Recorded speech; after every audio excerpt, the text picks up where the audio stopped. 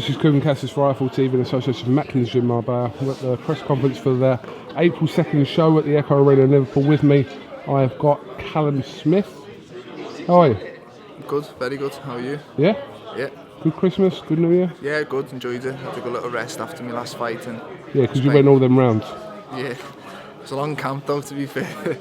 And then just enjoyed the family time over Christmas and then got back in the New Year. And I've been in the gym since and looking forward to April 2nd to go fight for me.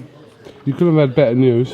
First of all, you're fighting for the European title. Yeah. But most importantly, final eliminator for the chance to fight the WBC champion Badou Jack. So, I mean, you couldn't have asked for, like I said, a better start to the year. Yeah, coming into the year, I think I got told I was mandatory for the European title, which I said at the time, I'd like to go that route. If I can't get a final eliminator, it's the route I'd like to go to. European title, I'd like to win it. No one in my family's won it yet, so that'd be good. And I knew I was number one to the BBC, so I kind of had the feeling they put me in a final eliminator. So I've been lucky as in they've made the two of them the one, and I've killed two birds at one stone, so to speak. So no, I am lucky, but it is a tough fight, and he comes forward. I think he's improved recently. He's on a good run of knockouts, and he looks quite heavy-handed. His record suggests that, so he should provide me with problems, but if I believe I'm good enough to go on and fight for the WBC world title, then I should be good enough to beat Mohoumadi on April 2nd. Obviously, we've seen a couple of his defeats have come to James DeGale and someone who's facing Sujloka. Yeah. So, have you watched them fights? Yeah, I watched the DeGale one. I remember watching it on the time, and I watched a bit since the fight was mentioned. Joe's watched a bit more, but it was a good fight. To give DeGale a tough fight, but I don't think it was a good DeGale. I think DeGale sat on the ropes too much. I think it was when he said he had that groin problem, and I think DeGale sort of played into his hands, laid on the ropes and let him work, and if you do that, then it's going to be a tough night. So I think it was a few years ago, and he's on a good run of knockouts since, so I've got to imagine the best of him, and say I watched some of his more recent fights as well, and I kind of leave a lot of that to Joe. I watch bits, and then I'm sure Joe will come up with a good game plan, and I was providing I get in good shape and I listen, then I believe I'm good enough to win. For the last sort of year or so, there's always been this talk of a potential fight in the future between you and George Groves. George Groves obviously suffered his third world title defeat to Badou Jack back in September. He boxed the other night against Andre De Luisa. Did you watch the fight, and what did you make of it?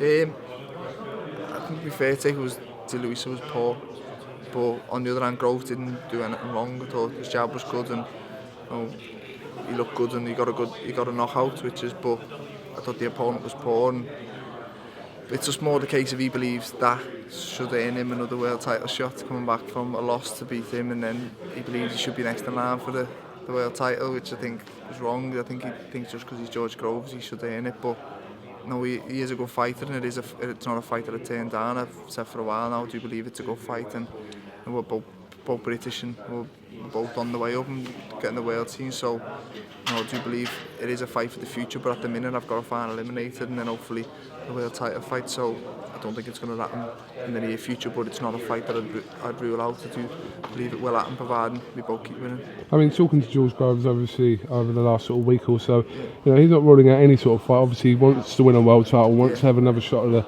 world title, but when you mention the names of yourself and Martin Murray, etc., he's open to these fights.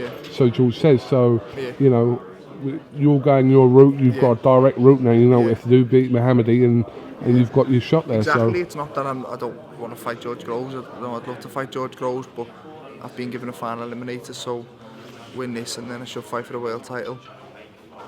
If before the Mohoumadi fight was made, then he said it was George Groves in the final eliminator, and then I'd have took that. It's just I want to become a world champion, and I'll do whatever I have to get there, and that's winning the final eliminator on April 2nd, then I'll do that. But the Groves fight will always be there, and the same as the Martin Murray fight, the Gale fight, we're all British, so they are going to get talked about, and if there's demand from the public for them, then usually do happen.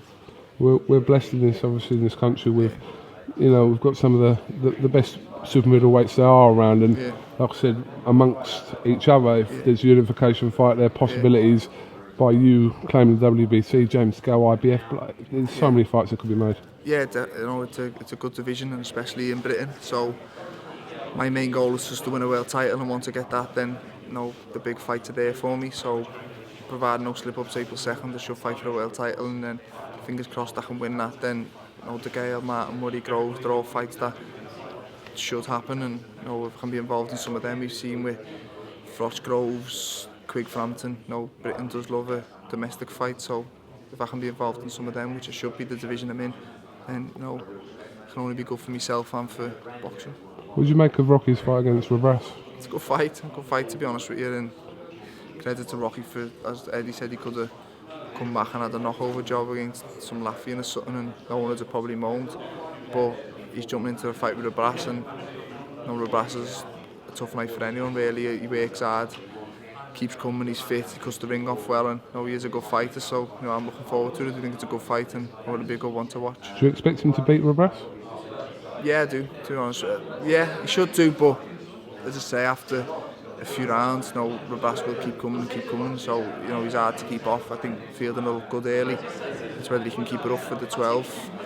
You know, he's got enough notice, so he should be fit for it, but again, it's an interesting fight. He made Groves work for every minute of every round, and he made me work for every minute of every round, so I'm providing, unless he's deteriorated recently, then you know, we should do the same for Rocky. Should make him work each round, and be interesting to see what Rocky's like once it starts getting into the later rounds. But it's a good fight, and you know, good matchmaking from Eddie. Alright, unless you've got anything else to add? Not really, no. Do you want to slag anyone off? No. Or do you want to vent any anger? You must be pissed off with someone. Nah, Joe. Joe? Yeah, Do you want to slag Joe off? go on. Nah, he just works me too hard. Just looking. Just works you too hard? Yeah.